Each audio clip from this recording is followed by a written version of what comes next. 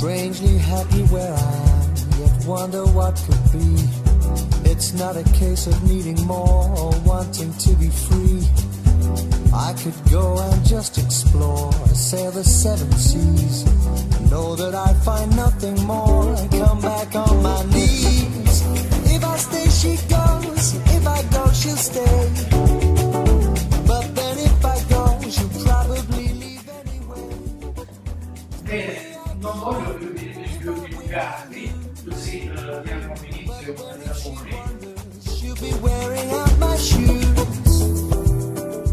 che comprende tutte le forme di sindrome cardiorenale secondarie a malattie sistemiche e nelle quali la patologia sistemica interessa contemporaneamente in maniera simultanea il cuore e il rene.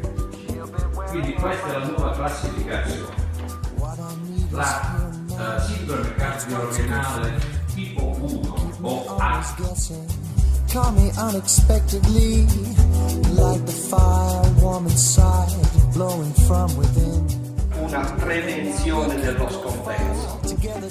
Di questi pazienti non basta soltanto l'assistenza domiciliare integrata, che è fatta di prestazioni, ma allora, il compito sarà molto ampio adesso dopo che hai parlato Giuseppe, perché Giuseppe è stato in maniera molto lucida, ha già delineato.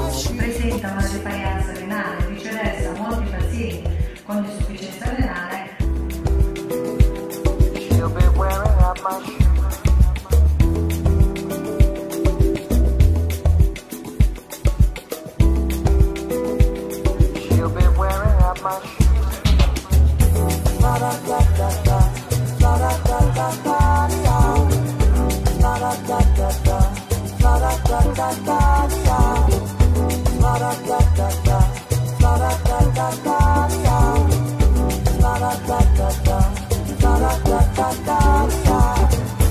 If I stay, she goes. If I go, she'll stay. Che così intendiamo per sindrome cardiorenale, cioè questo disordine fisiopatologico che coinvolge il cuore e i reni. Tanto segnalazione per l'inizio finisce non si entra, essendo un piacere collaborare.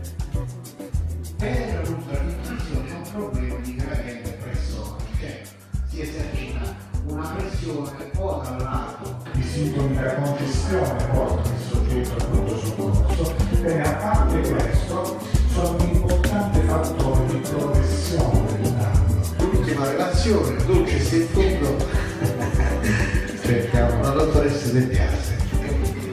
Desidero reagire per intervento innanzitutto ringraziando la nefrologia che ha rivolto questo invito.